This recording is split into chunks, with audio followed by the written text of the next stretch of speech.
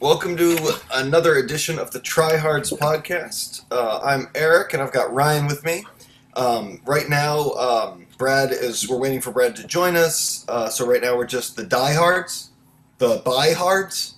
Either way, that's what we are right now. And Ryan's smiling. He won't give you the laugh, though. He won't give you the laugh at all. All right, so after this is our third episode that we're recording of this podcast. And what we're doing with it is I finally figured out a good way to explain the concept in a more accurate way. After doing a few of them, things have changed a little bit. So here's the premise: we're three guys who we're three guys. I think Ryan, is that can that right be now? contested? Yeah. Right now, okay, gotcha.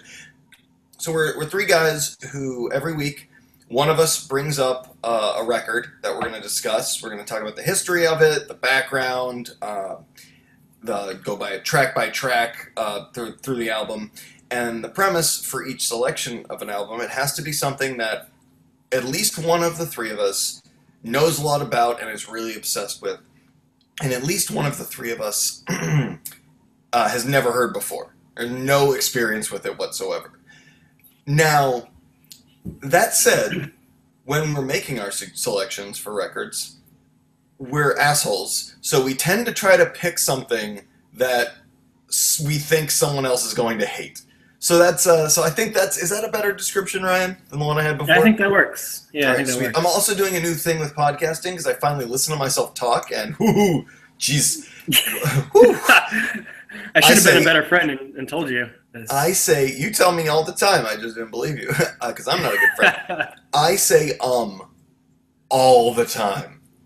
It's all the time. You get used to it, you kind of drowns out after about a minute, but man, do I say So if you hear me doing any wacky pauses for podcasting in the next couple of weeks, it's because I'm really, really working on it. Anyway, so this week we are Snaps talking for about... Eric. Oh, is that because we're talking about a freaky beatnik album today? No. What's the opening track called? Hungry Freaks, Daddy. Can't wait for Brad to get here to trash that title. Oh, bring it on, motherfucker. So we're talking about Frank Zappa's Freak Out. And for the first time ever, Ryan, take it away. Host of the day, Ryan. So, with Zappa, I don't really know where to start or where to begin. I guess I'll just, an overview of Frank Zappa. He was one of the most prolific, hardest working composers. And I say composer because he's a poser. Exactly. 100% poser. That's all his music ever was. That's the last thing you could say about Frank Zappa. That guy's authentic. If anybody else is, yeah. Freak Out is 100% about nonconformity, and the freak movement is all about nonconformity. So you're definitely a poser. But no, his musical talents, and he would satire a lot of different genres in the same way that he tributed a lot of genres. Doo-wop, the most frequent victim of this. I mean, he loved doo-wop, but he also loved making fun of doo-wop. And he also released some classical records because he was very influenced by Stravinsky and Edgar Varese. I don't know if I pronounced that correctly. Who is somewhat named the father of electronic music. He did some like really weird out there shit. Zappa's released over 100 records. Some live, some posthumous, and yeah, I mean, he's also. People say The Simpsons did it, like, you know, whenever something on TV happens, The Simpsons already did it. You could say the same for Zappa. Zappa already did it. Zappa, on this record, there's a track that could arguably be considered krautrock before krautrock was ever a thing. He did hip hop. Are you about to tell me that Frank Zappa invented hip hop? He did have what you could. He has before. Oh, we should have waited for Brad. Oh my God, I cannot wait for him to get here. Should we postpone this? Should we do this another No, time? no, no. Please keep going. But I'm bringing that back up. No, All right. we will discuss this when he gets here. Sorry, keep going with Zappa and the records. Yeah, no, if I remember the Barry Miles biography of Frank Zappa properly, Barry Miles credits him with rapping before anyone ever really broke out into rapping in the mainstream. I'm not exactly sure the full timeline or what song he was referencing, but Barry Miles did credit him for rapping before it was a thing. Damn, you have given me your disease. Yeah, the disease. It's really bothering me. I rarely say but now you've cursed me. You Did I push the curse on you? You pushed the curse on me. Did I give you the umps? I don't know. It's closest to an actual disease I could think of. Shit. What's the name of this podcast? Terrible. You're not trying hard enough. I'm very disappointed in you. Thanks. That's on my birth certificate. It was just already there.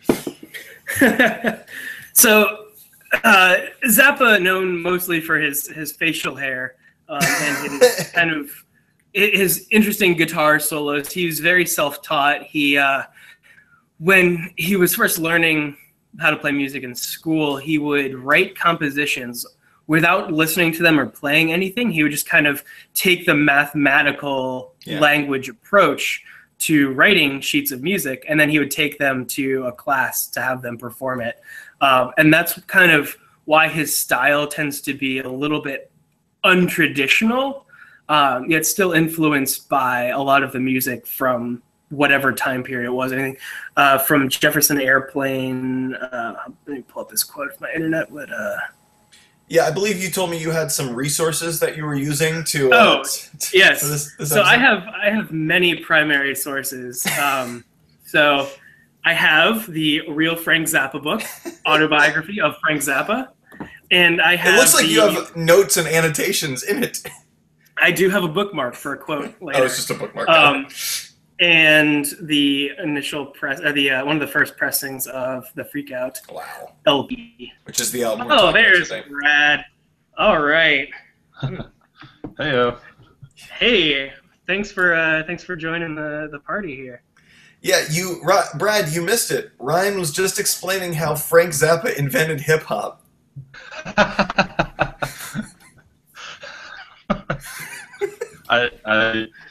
I don't know. Okay. Barry Manilow said he did, or who said that? Barry Miles. In an autobiography, said that Frank Zappa released a song in which he rapped before rap was really published in the mainstream. Frank Zappa is the Simpsons of the music world because he did it. In fact, "Smoke on the Water" was written because the Mothers burned down a studio or a venue in Europe, and so that song was written about that event. Frank Zappa is like the underlying, that hidden face in the photograph of history of music. That is a good point. Like, Frank Zappa is, I don't have too much experience with him outside of you, and then seeing him on SNL in one of the first couple of years, but like, he always does seem to be that ghost looming in the background. Anybody seems to know who he is, or not know who he is, but like just have a Zappa story or have like some kind of deep influence. I don't know. It's interesting you bring that up, and as much as I want to disagree with you, the more that I look at, just from researching him a little bit for this podcast, I'm like, yeah, that guy was around this entire time in like some of the most influential points of music. And so that leads us to this album that we're talking about today, Freak Out, which when I first heard it, I couldn't tell if it was a record where he was emulating the 1960s rock style, or sometimes I was like, wow, this sounds like it like could be mid-70s, but I kind of assumed it was like made in like the late 80s. He was just doing that as part of a...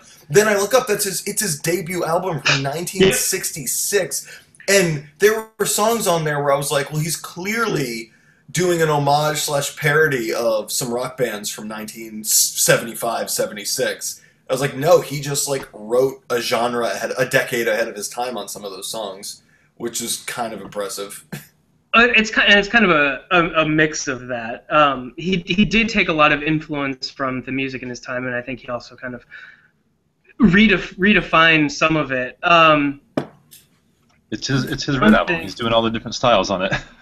Oh yeah, 100%, Brad. You are so onto this right now. I'm surprised you're not like praising this so hard. So, just one more thing to kind of throw the setting of who Frank Zappa is. So, he was born in Maryland. I think there's actually like a statue, or at least there's a Frank Zappa Day. But he had bad allergies, so his family moved out to L.A. And he grew up most of his musical life out in that area. And when he was probably in his 20s, maybe, I could be wrong, he had this movie studio, and this cop, this jerk, who was just trying to, hold on, let me get a quote. One second.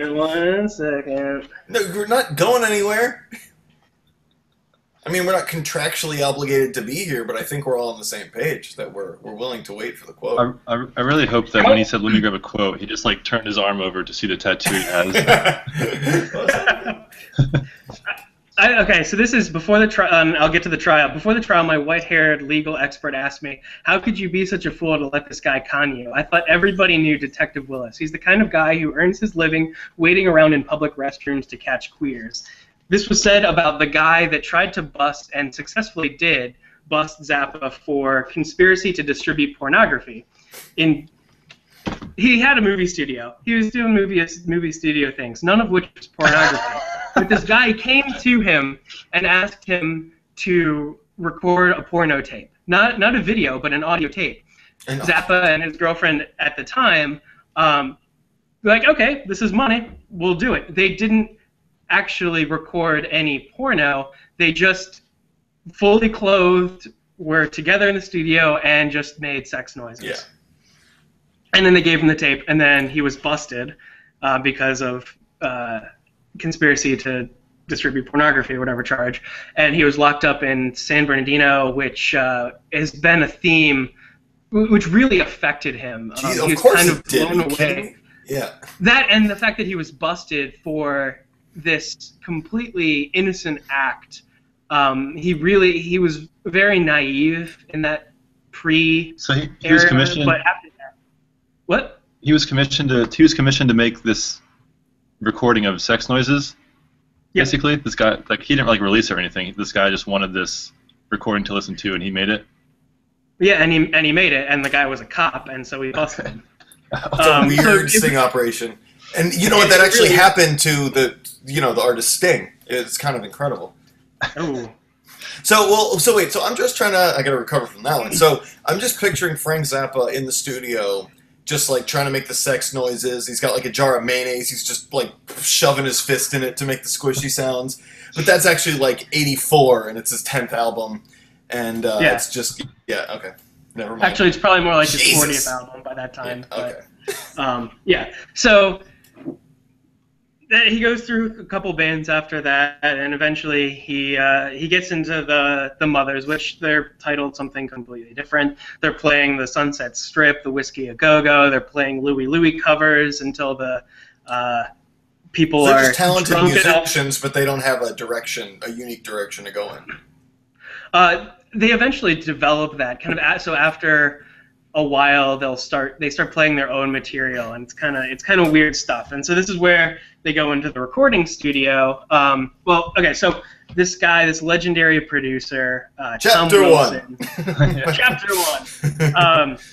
He produced a lot of well-known records, and he walked into them playing Trouble Every Day, which is one of the last songs on the record, and he thought they were just some white blues band, like the typical white blues bands that were bringing all the crowds on the Strip. And so with that one song, he signed them.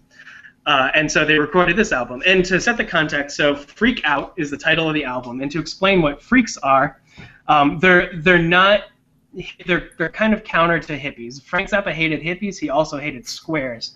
Again, he was a very nonconformist.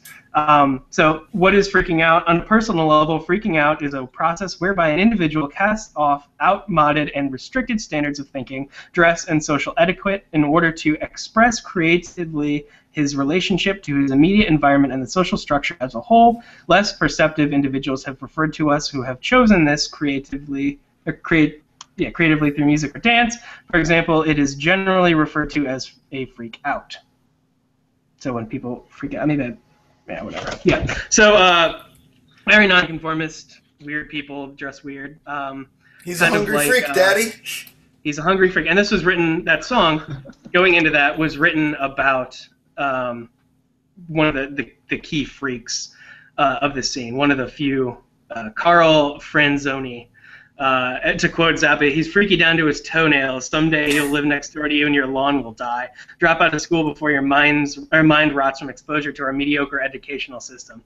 But forget about senior prom and go to the library, educate yourself if you got any guts. Some of you like pep rallies and plastic robots who tell you what to read. Forget I mentioned it. The song has no message. Rise for the flag. Salute. That's funny. So going into the record, Hungry Freaks, first track, kind of establishes this freak culture. And there's a really awesome guitar solo. There's references to the Great Society and the Left Behinds from that Great Society. It's a lot of social, political commentary throughout this record. It's interesting listening to this song because it seems so, just by today's standards, because this is all pre-punk. This is decades before punk. It seems like the softest, lightest touch of like, oh, I guess it's kind of social. It's a social commentary, but it's like, I don't know, it's almost bland, generic social. But at the time, I assume it was not. At the time, I assume this was like, you can't say that on a record. Like, you can't do that. Those are not ideas we hear. Like, yeah. I mean, he is, with this record, with every song has a purpose on this record, and it is just skewering the pop culture that is going on around him. All the songs about these cheesy love songs, he's basically taking and reworking in his sarcastic tone and making a mockery of, and basically saying you're plastic and you really don't have any thought. Well, okay, you really like this album, huh? That really speaks to you, huh? 100%. So we'll get to it track by track, but there are some tracks on here that I don't think are parodies. I think are just normal songs. Like what? Well, we'll get to it as we go track by track. Big freak, Daddy. Such a... All right. Listen, I'm a hungry freak, Daddy, and that title is never. Oh my God, that's the other thing is how like hokey some of the titles sound. But then you're like, well, at the time that probably sounded pretty normal. I mean, I'm sure Walk a Flock of Flame might seem weird in about 40 years. Because people are going to be like, what an outdated expression. Everybody said that. My grandparents say that. Zappa was very open, even in the liner notes and in interviews, that one thing he kept saying throughout his entire career is no commercial potential. He knew the music that he's making is not normal. It's not intended for radio play. Yeah. So Zappa later found out, I'm citing a quote, Wilson had taken LSD, Tom Wilson, the guy producing the record. I've tried to imagine what Wilson must have been thinking, Zappa recounted, sitting in that control room, listening to all that weird shit coming out of the speakers and being responsible for telling the engineer what to do, who was not on acid. By the time Freak Out was edited and shaped into an album, he spent about 25 to 35 grand of MGM's money. Wilson stuck his neck out and laid his job on the line by producing the record. And MGM figured that they'd spent way too much money. That 25 to 35 grand on a record is a lot during that day. It also should be noted that Freak Out was one of the first, arguably the first, Bob Dylan's Blonde on Blonde, I think, beat it to actual release by a couple of weeks. First double LP. It was also the first concept record, which the Beatles cited as being an influence for Sgt. Pepper, along with Pet Sounds. Well, it's easy to have a double record when your last song was a 12-minute noise collage. That is very true, and Zappa actually cited that it is not a. He was very disappointed. It was not a complete work, but MGM didn't really want to spend much more money. There was more noise. You had some more noise, human. Yeah. Now we can get into that. I would love to. Yeah, 100. Yeah, let's. Let's start track one though. Yeah. Okay. So that was Hungry Freaks, Daddy. Do you have anything to add to that? Add to Hungry Freaks, Brad? I Uh, really do. yeah, I wasn't a fan. Why? He just sounded he's the and I'm not speaking for this entire album. I'm not speaking lyrically because, as with me it takes many listens for me to even think about the lyrics. Well, that's good because just I mean, music. it's not necessarily about lyrics with this record. It's definitely the orchestration. Okay. So yeah. But musically, like it sounded like he didn't even care. Like his singing was just very lazy, and it was it just kind of plodded. The song kind of plodded along, and to me, it just didn't grab me as an opening track. See, here's where I think I bridged the gap a little bit. Is that So you're cutting out a second. What do you say? I said I was about to say something horrible. That's been my rule. Anytime somebody can't hear me, or somebody else cuts out, is I pretend that I just say something horrible. But for this format, for this show, I don't think I should be doing that. Anyway, well, I'm a huge Dead Kennedys fan, and Dead Kennedys is basically Ryan. Oh my god! Whenever I say this and Ryan rolls his eyes, it drives me up a fucking wall. Dead Kennedys are the punk rock version of Frank Zappa. What they do is they. Oh, all right, fine. Well, somehow it didn't even matter. Jello definitely used a lot of the same Zappa vocal cadence. Yes, that's kind of what I'm getting at. Not only like they had their own style of music that they did on their first record. If you condense Zappa down to 6 or 7 records, whatever Dead Kennedys made, maybe even less, and you just gave it kind of like it progresses the same way. Just Zappa put out a lot more music over a longer period of time. It starts out with the band has kind of a distinct sound, and the album sounds like all the songs go together in that way. But as time goes on and music styles change, you get more and more homage / parodies that kind of like the music more so goes along with the lyrics. The lyrics are the backbone of the song, and then the music is just added onto it in the theme of the lyrics. And that's why, like in both Dead Kennedys and Frank Zappa, and I think a lot of hardcore punk in the 80s did this too, it was not really about the music. It was not real. Well, sorry, Ryan. It's about the music too. This is where it's different. Yes, you're right, because it's but the lyrics at the end of the day, Frank Zappa, Jello Biafra, Henry Rollins, they're essentially their purpose in art is to change minds and to influence culture. And everything beyond that is just, frosting. Everything on that's just extra. Now, the difference is, unlike those other bands, Frank Zappa is a serious composer in that way, where he is. It's like I just heard somebody mention this about modern, like people who do modern art, and modern art that looks just like squiggles or whatever. That like I could have done this. I could have drawn the letter A and then just like put some red shading around it. Why is this in MoMA? And the reason why is because a lot of those artists, they already know how to do all the visually appealing art that we understand. They know all that's Frank Zappa. He knows how to create these extremely complicated songs. So when his band writes a pop sounding song, that's a very conscious choice to make it sound like that. Or a weird noise song. It's a very conscious choice. The talent is clearly there, and the composing is definitely there. But they don't necessarily make music that everybody's gonna like. Yeah, I mean, and I think Zappa kept himself in mind first, as far as he always made the music that he wanted to make, and then he might have added some lyrics on later because there's a point he wanted to make, or because he wanted to make the song a little bit more listenable. And some of the stuff, I mean, he'd just get really way out there with his lyrics and talk about, pretty anything to everything, just because he added lyrics, I think, almost secondarily. I mean, he was always about the composition first. And some of his best, most highly regarded records were like prog rock, jazz, fusion records. Totally instrumental. And that said, vocally, yes, Brad, it's sloppily done, it's lazy, it sounds bored, these are not vocalists. That's why I like. That was the longest way of telling me, yes, you're right. Though I disagree. Frank Zappa was never. He did vocals for his songs, but he always hired vocalists throughout all of the bands that he put together, because he knew, he didn't have the kind of vocal range that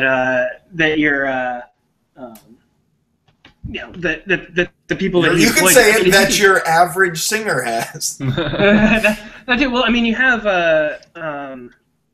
I want to get the well, so that actually brings me to something else. So Ray Collins is the guy doing the vocals here for most of this record, not for the Hungry Freaks. That was a lot of for Zappa.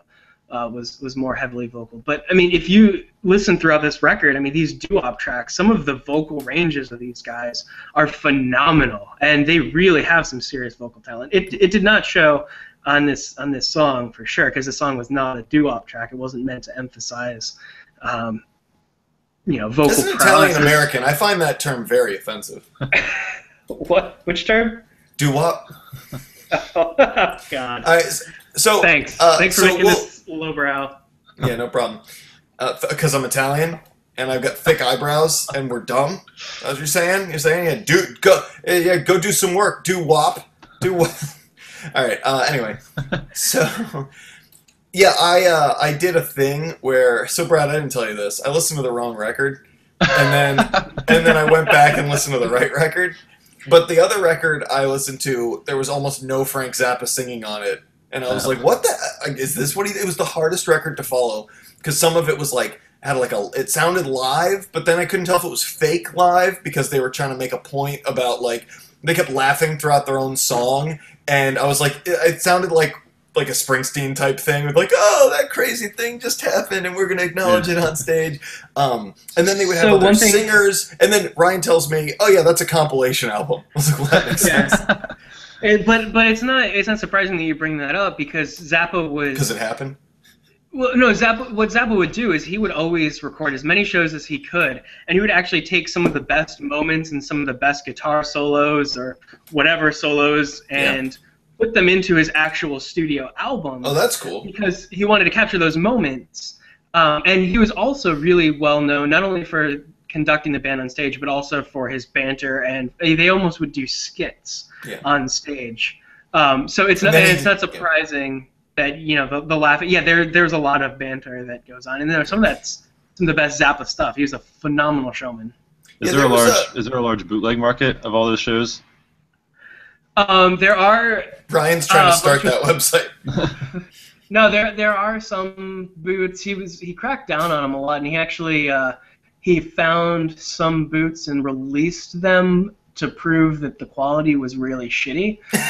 In his Beat the Boot series, they're all bootlegs, but the sound quality was terrible, and he was trying to make the point that don't just let me release the music because I know what I'm doing. Okay.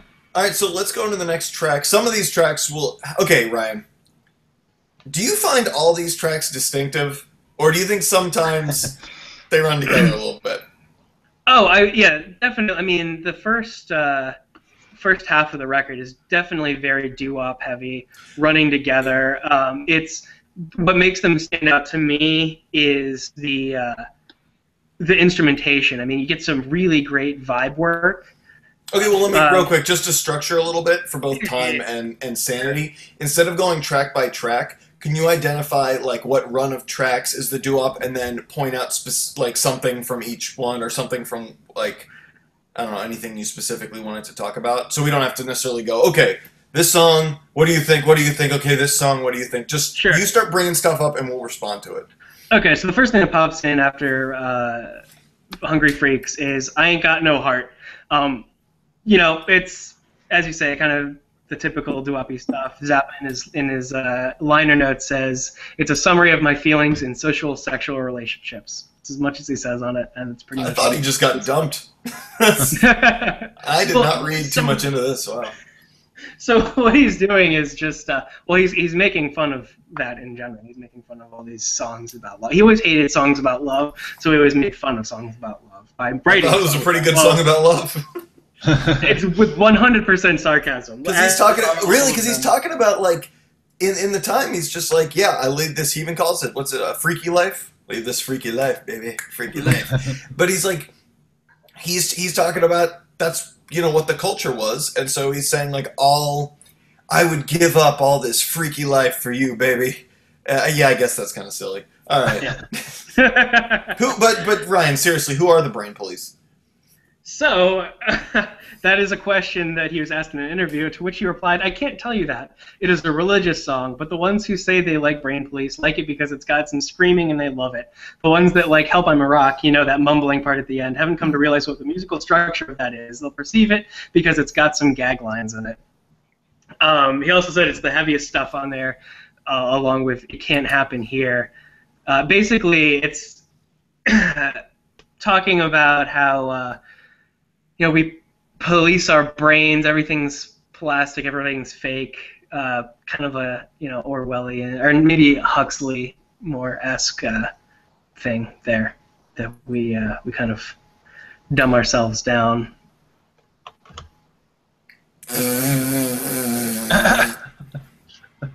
What do you mean? No, I agree. I think what you're saying makes a lot of sense. That was my. Sure. That was why I just kind of like. I don't know. The album didn't really stick with me for like it just comes across like he's doing like a satire of all these different genres, and that's like I don't know. It just comes across as pretentious to me, I think. Now wait, it's pretentious. So okay, Brad. Let me ask you this. Okay. Because I'm totally gonna. What do you feel about like? Let's take a more modern band who's still kind of old. Bloodhound Gang. When you hear Bloodhound Gang, do you think a similar thing, or do you think? I guess there's different pretension. I'm trying to think. Is it that you don't like quote unquote novelty music, like music that's aware of itself, or what? It's not that, and I don't. Not to say, I mean, I'm not a big Bloodhound Gang fan, but I don't. A Real Big Fish could be an example. Those Real Big Fish songs that are about being in bands and parodying genres. I don't know what songs. All right, fuck me. But like Lonely Island, like I love Lonely Island. Okay, that's a good one. That's a really good example. That feels like it's done in more a more comedic way, whereas the Zappa stuff seems more like the society is blah blah blah, so messed up and so fake, and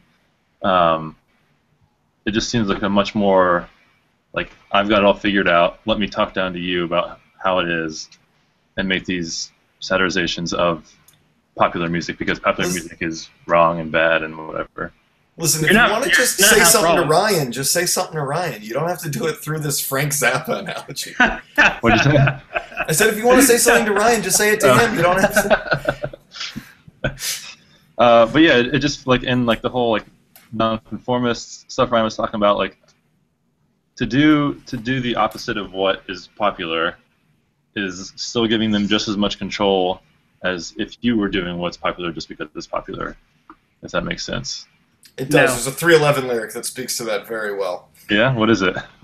He just says something along the lines of, if you go against, you're still, it's like if you go against what's popular, I forget the actual line, then it says, you're still controlled by the course the other man takes. Yeah, that kind of thing. You're still letting them control.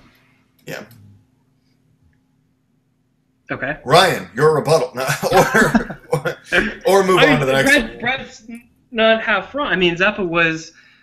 I mean, yeah, you could definitely argue that he had a certain air of pretension, and I don't think that he would disagree with that.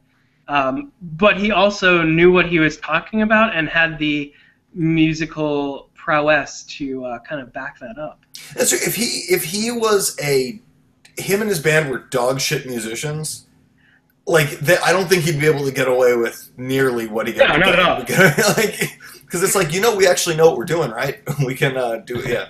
And it's also interesting because, Brad, I think you're also you're making very good points about just what you like in your art.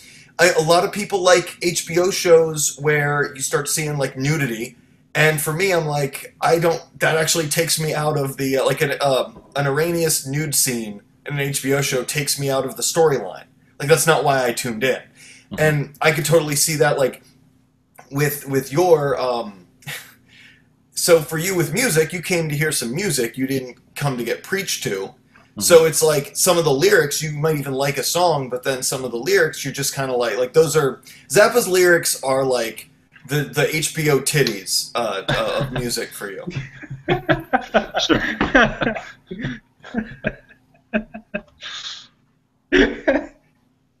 Beautiful. All right, so I'm surprised that analogy made it from point A to point B without derailing somewhere. So I'm just happy about that. Oh, okay, and I could see. So I like that, Ryan. That was very compromising of you. You're not wrong, Brad. I just don't. That doesn't, affect me. But here's the thing. So I don't give a shit. It's not for you. This music's not for you. Go listen Brad, to you're music. Brad, you're also you're also coming from, and I could be wrong, but I imagine that some people would analyze a record like this from the perspective of 2015. Why do we need this? Why do I need this pretension? But then again, if it's 1966 and you're still the movement isn't in full swing for another 3 to 7 years, Mm-hmm. the amount of people, him just trying to not do all of the 1950s 1960s culture stuff that, by the way, we as a present day society hate, all the misogyny, all of the conformity, all of this uniformed just horrificness, all the racism, all that we as a society all agree is bad. This was a guy who, when he's talking about society as bullshit, that's what he's talking about. And he's also at a time where cops are going to try to fuck you over if you talk about, even up into the 80s, Jello Biafra almost went to jail for similar stuff just because he was trying to speak out against dirty politics when that wasn't popular to do. Now, you could say anything you want about the president and nobody cares. But I don't know, that's... All thanks to Frank Zappa. Yes, exactly. He invented hip-hop, he cured AIDS, and he wrote the First Amendment. Here's another example of Zappa did it first. You know how John Oliver started his own church to poke fun at televangelists? Yeah. Zappa started his own church called the Church of American Secular Humanism, or CASH, as it's also called, at that exact point. Because in the 80s, he was very anti-Reagan, anti-televangelism, and that's pretty much a big chunk of his topical creation. But so, fun fact there. Back into the record, however, as we digress. So, so there's the brain. That's one of the more standouts. It's weird. It's dark. And then it goes right into "Go Cry on Somebody Else's Shoulder," which, at the surface level, it sounds like a stereotypical kind of that a song of that time. But the title "Go Cry on Somebody Else's Shoulder" just is taking that coldness to an extreme of that teenage, oh, so sad, love sucks kind of thing. Anything on that at all? I don't know. I'm going to be honest. Unless I don't have anything on any specific track, honestly, just the overall experience of the album, which is, if you notice, that's pretty much all I've been talking about. I have no specific points of reference, but it got me thinking about a lot of this stuff. I also got a lot of good, dude, Brad, Ryan was like, you got to listen to it with good headphones, and so I grabbed my $5 earbuds. I listened to it while I vacuumed the house, so I had a nice white noise quality in the background. I also had to have one earbud out while I was, you got to listen for if Nikki needs anything. Why were you vacuuming at 12 o'clock at night? Isn't that when we were talking? Maybe that's when I listened to the first Frank Zappa album. And okay. I think it was cleaning my bathrooms during the second Frank Zappa album. But I'm just saying, if it was weird, it was no sound in the left earbud. I listened to it intently. I just making fun of, I don't know. I'm actually ordering food right now for lunch. My grandparents are coming, and this album, it just gets me in the mood to do chores, I want to do my 9 to 5 conformist poser life things while I listen. You're such a Kanye. I am.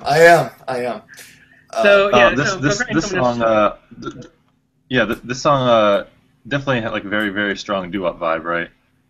Yeah. The slow kind of the music spoke very much to lovey-dovey kind of songs, and it was at this point where I realized. So this is 4 tracks in. It was at this point I realized I like the music that the genre of music that he's playing here, but I would just rather go listen to the actual music and not this mockery of the music.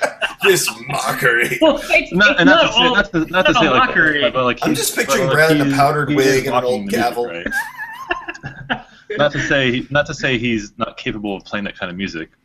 That's not what I'm saying. But he is trying to mock this genre of music, right? He's also tributing it too. I mean, he had a fond love for this genre, and so he's making fun of it at the same time. He's also paying tribute. Okay. So it's a mix of both. It's a loving mockery. Think about like Tenacious D with rock and roll. Yeah. Like you could argue that they're just like making a mockery of it, but no, they love it and they're just taking it to a comedic extreme. Okay. Yeah. But you're right, but Greg, you're right with the discernible or whatever, like the different factor between a lot of those groups that use it for comedy, and he's using it for like social messages. Yeah. And that can definitely come across, differently. Yeah. But this next song, just a quick note from Zappa in the liner notes. "Motherly Love" is a body commercial for the band. It's the what? It's a body commercial for the band. Basically making fun of all the rock groups that, go to groupies and stuff. Yeah. Go to groupies. Yeah. How could I be such a fool? Again, I think that's kind of in the same vein as the other doo-woppy song. Same with Wowie Zowie. As Zappa says, carefully designed to suck the 12-year-old listener into our camp. Didn't Try to Call Me, kind of the same thing. By the way, real quick, they have a very weird sexual vibe with the Frank. So I listened to that other record. What was it called? Cheap Thrills. Cheap Thrills. And they had a whole like interlude about them, Frank Zappa interviewing some hotel manager and asking him questions about like fishing and having sex with octopuses. And I was all right. So that's related to it's the mud shark incident, right? That's where. No, it's a different incident where they talk about fucking fish. Well, one of the members of Led Zeppelin actually had sex with a fish. I think it was a mud shark, and that's where that's coming from. God, what a great era of rock and roll, right? And by the way, what actually freaked me out, Hungary freaked me out, Danny, was not the questions, was not the story. It was that when he was talking to the hotel manager kind of was like, when he was like, "Do people have sex with the fish?" He was like, "Well, I would hope not. I can't imagine. But he's like laughing about it. He's like, "I can't imagine how it would feel very good to, have sex with a mud shark." And to me, I was like, he responded to that like, it's illogical, but he wasn't like weirded out by it. I was like, it's fine. Like today's animal rights laws, could you imagine that happening today and Tumblr getting a hold of it? I am mud shark kin. And this is literally, well, that's actually, that's literally, is fish culture a thing? Probably. No? Okay. All right. Talk about jailbait, am I right? Okay. Oh. So you didn't try to call me in an interview. He was being questioned by the High Court Justice of London in '75. They asked if it had anything to do with sex. He said, "Well, it's a boy-girl situation song, but it involves no reproductive references. It deals with mainly with the subjects of heartbreak resulting from the lack of telephonic communication." I think that sums that song up pretty well. Anyway, the wind blows. I think you can fit into the same stuff. I'm not satisfied that you get some really good instrumentation and classical influence on that track. Lyrics. Oh, I suck. Blah blah. Yeah. Oh, just like Weezer, man. Yeah, exactly. This is what got me when you. This is the comment when you first suggested this album. Because I listened to it right away, right when you posted about that. Yeah. And I'm not satisfied. Like it was just funny to me that you railed on Weezer so much for having sad lyrics, and then this song comes along. But you do realize. You guys fight. I'll be right back. You do realize that he's making fun of those kinds of songs, right? Yeah. Well, then at that point, like, again, back to my earlier point. Yeah. I mean, you can't equate a Weezer song to a Zappa song because Zappa's got the sarcasm in it, whereas Weezer has that authenticity. Right. Yeah. Eric Brett just agreed with me. Oh shit! I'll have to go re-listen. I'm gonna have my mind blown. I think he just gave in because he didn't really want to talk about it any further. No, I see the point. That was amazing. Okay, I so- believe for 1 second you guys are on the same page. This is bullshit. You know what? I'm the reason you guys aren't friends. So you're probably wondering why I'm here. Again, kind of same theme. Then we get into, I think, what we'll probably spend a little more time Gloss over talking the about. kazoo usage. You're probably wondering why I'm here. Yeah. Okay. Where they yell, "I want to hear Caravan with a drum solo," because Caravan was played very frequently with a drum solo by every lounge act in the '60s. As was See, that's the other thing. It's like when I watch old SNL episodes, and specifically from like 80s and early 90s, where I'm like, I don't get any of these references. I'm sure this was hard hitting when it came out, but I have no clue what you're talking about and why that's particularly daring or funny. Yeah. There were a few moments on this album when I was like, oh, I don't know if I want to make it through this. And the kazoo was one Oh, of them. I was going to say, that man loves his kazoo. Loves That is the himself best some use of kazoo. he just wanted to use as much of the money as he could on production. So they So kazoo. which So he we'll bought a get with the 5-cent last kazoo. song. We'll get to the last song. Well, because he just wanted to make it as out of control as possible. The kazoo fits. It really fits with the attitude of the record because it almost has this sarcastic tone to it. Yeah. But okay, so there's that song, and then we get into Trouble Every Day, which I think of all of the songs on this record, ironically, it was the one that they got signed for because the guy thought it was a traditional white blues rock band song. But it actually holds the most relevance today.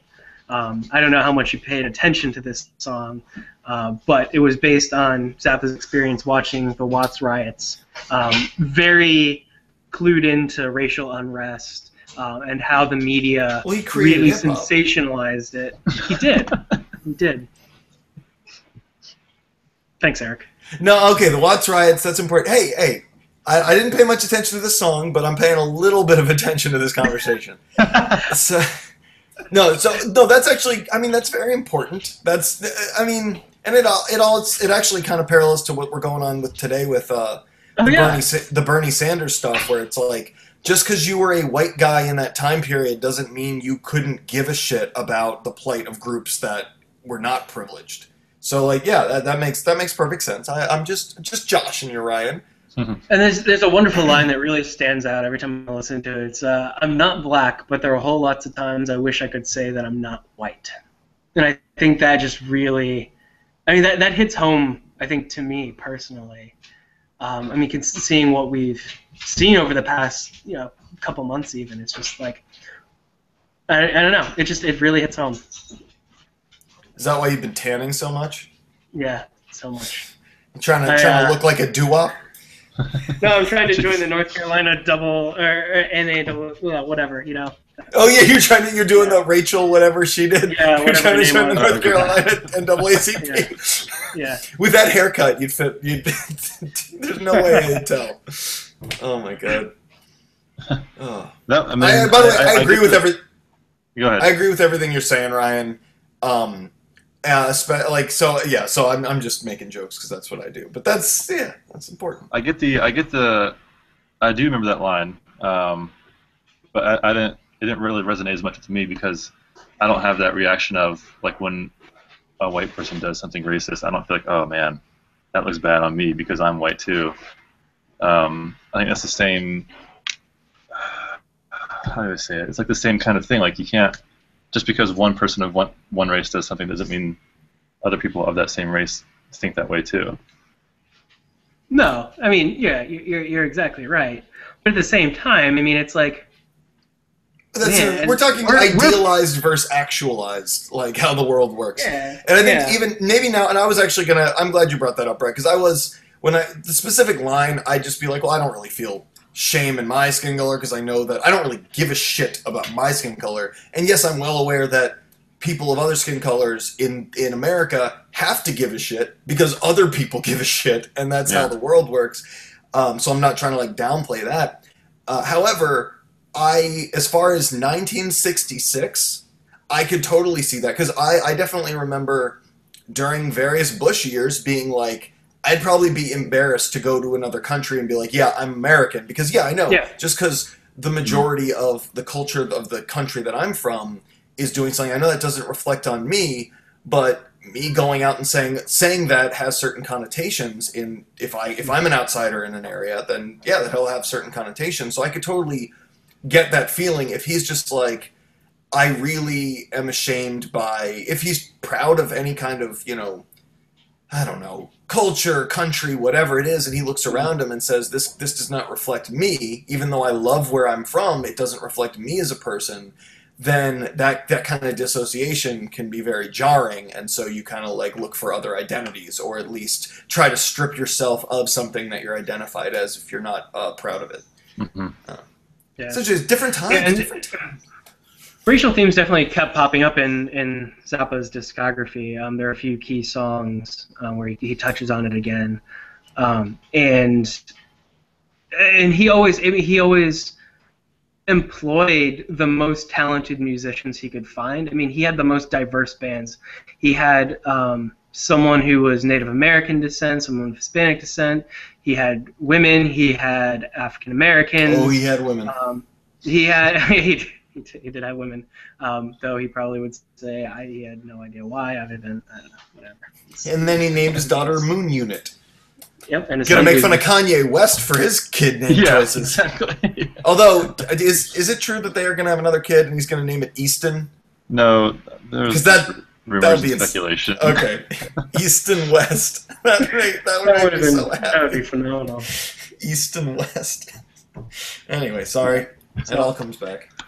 Yeah. Okay, so then we get into where it really gets interesting with "Help I'm a Rock," which it starts off. It's kind of crowdy before krautrock was a thing. Also, this is where we hear some of those sex noises. So ever since he got busted by that cop for the distributing pornography, he tried to lace in sounds of sexual pleasure throughout most of his discography, and this is an example of how he did that. That, and I think in Return of Son of Monster Magnet too, he put some in there as well. Anything there? No. No. We ain't found shit. It didn't follow your necessary, typical, boring musical constraints. So that's you're not interested. Oh, what you mean?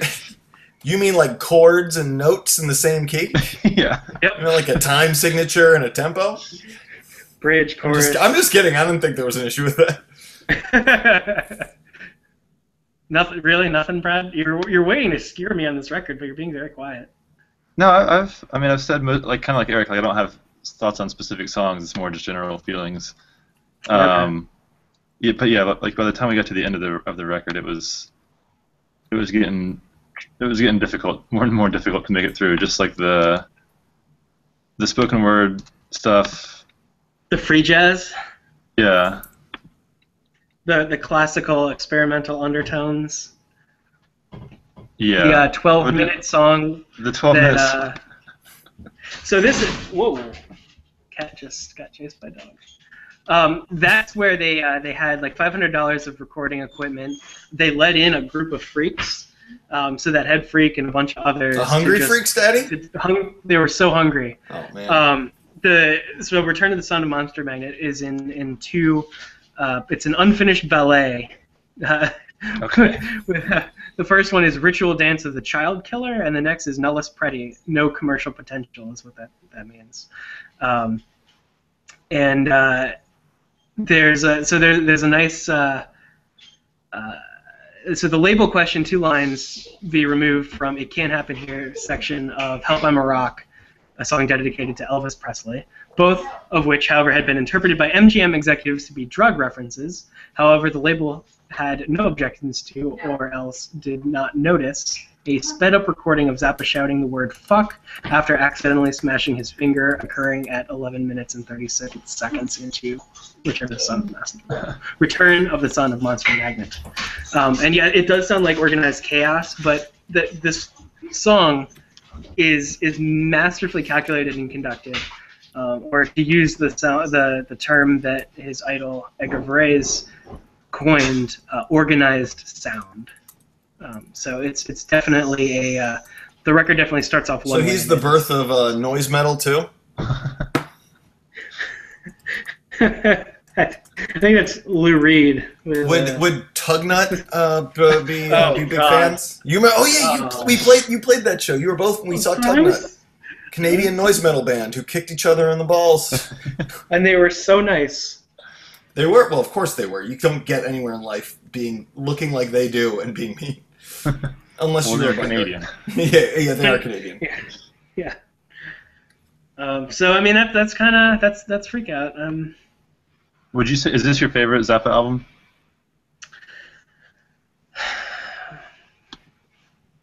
I would say Hot Rats is probably my favorite. Is this up there? This is like top 5 though. Yeah, definitely for its influence and for its at first listen it doesn't sound well thought out, but the more you listen to it, the deeper it gets. Yeah, definitely. After this conversation, I want to go back and listen to it again with this context. Right, well, I do want to. The only other thing I want to add is, as I was looking, what I've been doing. Sorry for any clicks if you heard those throughout. I've been going from song to song, trying to give myself a quick refresher, and I landed on. I still have one page open for "I Ain't Got No Heart," and I just wanted to read the first. Okay, it's pretty long. I want to read the first part of the top YouTube comment. He said, "This is the best song." Remember this. I Ain't Got No Heart. Best song ever about love. Love is a delusional romantic social construct which was created by the Romantics, writers, poets, philosophers in the 18th and 19th centuries. In the 20th century, after the sexual revolution happened and marriage as a social institution began to disappear, the social construct named love began to disappear too. That doesn't mean that the people in the future will not have any emotional attachment between each other, but this over-exaggerated and over-romanticized concept of romantic love, which we have today, truly must be extinct. So this is the kind of fans we're talking about. Yep, pretty much. And then everyone else is basically predicting, this song was clearly the inspiration for this genre. And this is great. All right. Well, Brad, I don't think you really said anything or even acknowledged that I had mentioned that Freak Out was cited by Sir Paul, that it inspired Sgt. Pepper, one of the most frequently cited concept albums. You just also frequently cited good album. No, I mean it's I don't like. What's your? Is it a question? What are you asking me? No, I'm surprised you had a very apathetic reaction to that.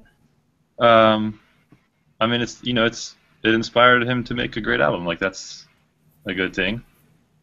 But and then that inspired Frank Zappa to follow up with the release of "We're Only in It for the Money," featuring a poster of the Sgt. Pepper album cover reorganized, featuring the faces of Jimi Hendrix, and I think Eric Clapton was in there, and a bunch of others, basically saying that they only released Sgt. Pepper.